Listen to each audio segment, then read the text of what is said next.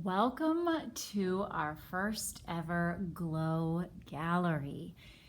I am going to try really hard to share with you who made what, how we made this happen, and why we are always going to have to do this every single year. But just take it in for a minute. I mean, it is pretty stinking magical. So this is what it looks like with the lights on. Just as cool and magical, but not nearly. I say just as cool, but let's be honest, it's not. Let me run through what materials we use to make this happen. You can do a glow gallery, but you've got to make sure to use fluorescent everything. So the paint that we used that I really liked was Jack Richardson fluorescent tempera cakes.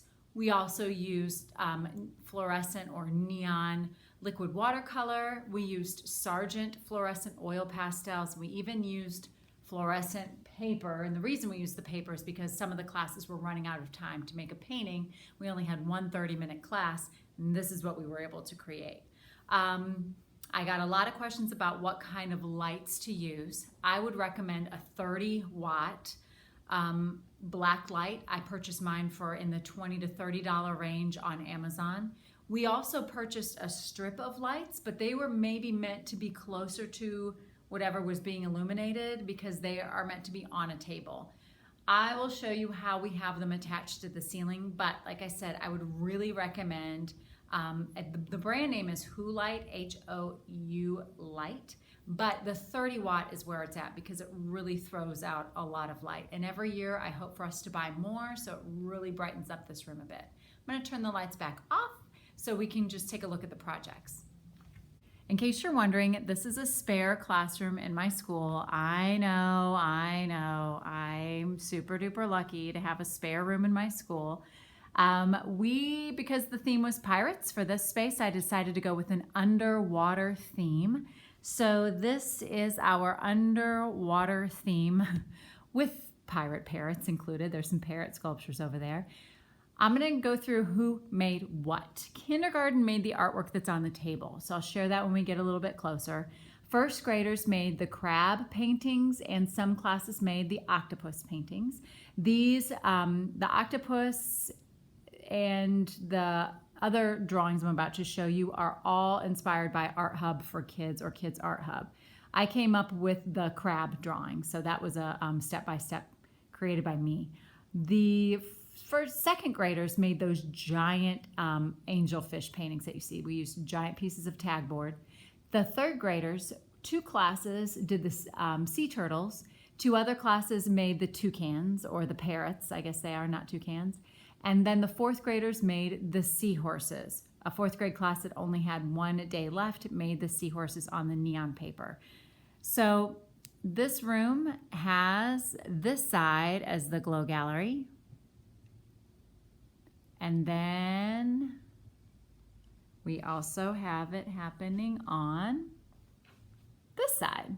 So there's actually two sets of lights, two lights aimed on the ceiling, aiming this way, two lights aiming the other way. And I'll turn the lights back on here shortly so you can kind of see what those lights look like and how they are attached to our ceiling.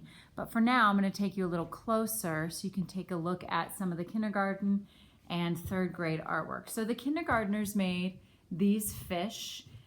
This fish project is available both on my blog and in my clay book. And we colored them with bright oil pastels and then dunked them into the ink. So you can see their little funky face slab clay fish there. They also made the seaweed sculptures, which were done with fluorescent pipe cleaners stuck in insulation foam. They made the snails. The snails were painted on cardboard pizza rounds and then attached to a paper towel roll by me cutting the paper towel roll in half and then hot gluing the pizza round inside. That was not fun, but they're really, really cute.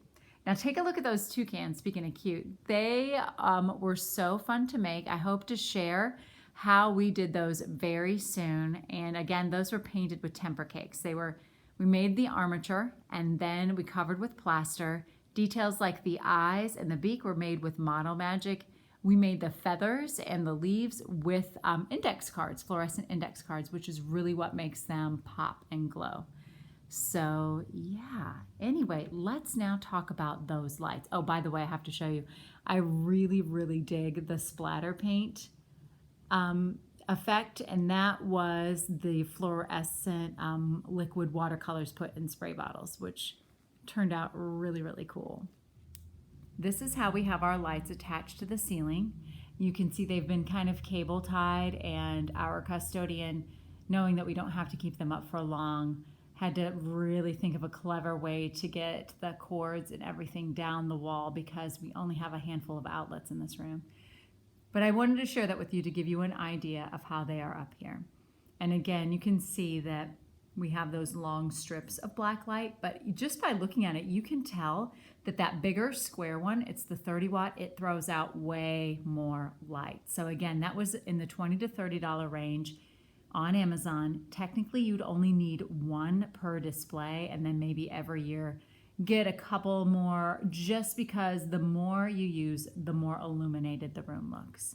And again, the room still looks pretty magical even with the lights on. The kids did such a super job, and it was such a fun space. So the kids loved this so much that I know we're going to do this every year. But this wasn't the end of the art show. We had Pirate Gallery. This is our Glow Gallery. Now the other artwork we had on display was all of the artwork that every kid has made all year long on display outside their classroom teacher's door. So I will be sharing that with you